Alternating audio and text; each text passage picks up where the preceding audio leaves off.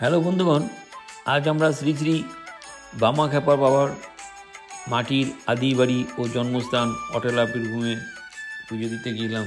তো সেটা আপনাদের শেয়ার করছি।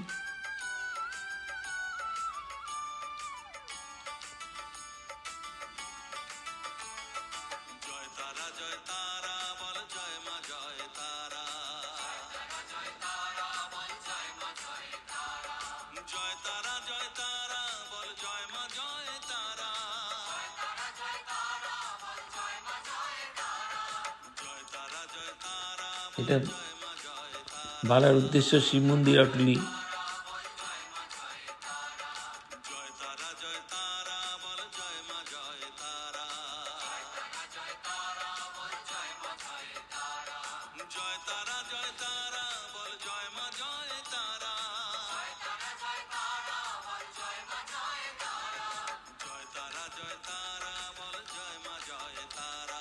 চারিদিকে গাছগাছালিতে ভর্তি, পাখির কলহ, নির্জন জায়গা,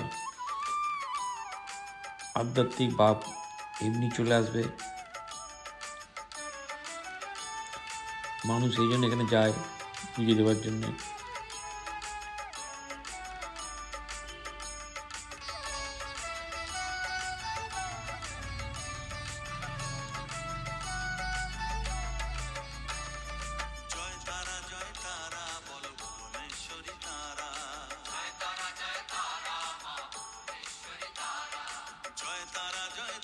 এটা জয় মা গুজ্জ কালীবাড়ি।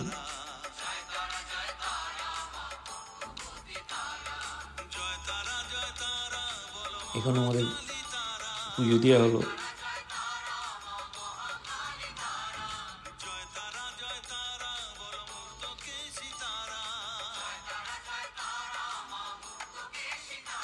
পুরোহিত মশাই সুন্দর করে আমাদের পুজো দেওয়ালেন। ইনি পুরোহিত মশাই সুন্দর করে পুজো দেওয়ালেন।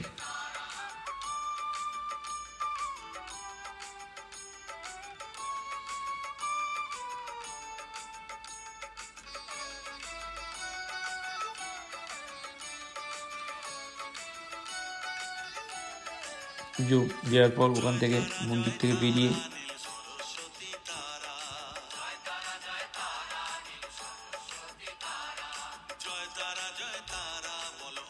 এখানে অনেকগুলো কুকুর ছিল। কুকুরগুলো মানে সবাই আর কি যখনই পুজো দিতে যায় এরা সবাই চলে আসে, যার জন্য এরা জানে যেহেতু পুজো দিয়ে আসছে মানে প্রসাদ আছে, খাওয়ার জন্য দেখুন কী অবস্থা। তো পাশের দোকান ছিল, ওখান থেকে বিস্কুট এনে এগুলোকে দিচ্ছে। তার মানে এটাকে বোঝা যাচ্ছে সবাই দেয়, যার জন্য কুকুররা তো কাছে চলে আসছে বা খাচ্ছে। ভয়ের কোনো কারণ নেই, কামড়ে দেওয়ার কোনো ভয়ের কারণ নেই। একটা ছাগল আছে দেখুন। এটার পিছন দিকে এই বটগাছটার নিচে এখানে উনি স্বপ্নে দেখা দিয়েছিলেন। এটা স্বপ্নে দেখা দিয়েছিলেন। পুষ্টিপাথরের মন্দির এখানেই ছিল, প্রতিমাটা এখানেই ছিল পুষ্টিপাথরের। এখান থেকে নিয়ে গিয়ে তারপর ওইখানে মন্দিরে স্থাপন করা হয়। তো সেই জন্য যেহেতু প্রথম এখানে বটগাছের তলায় ছিলেন, সেই জন্য এখানেও পুজো দেওয়া হয়। তারপর আমরা এখান থেকে বেরিয়ে নলহাটি কালী মন্দিরে গেলাম।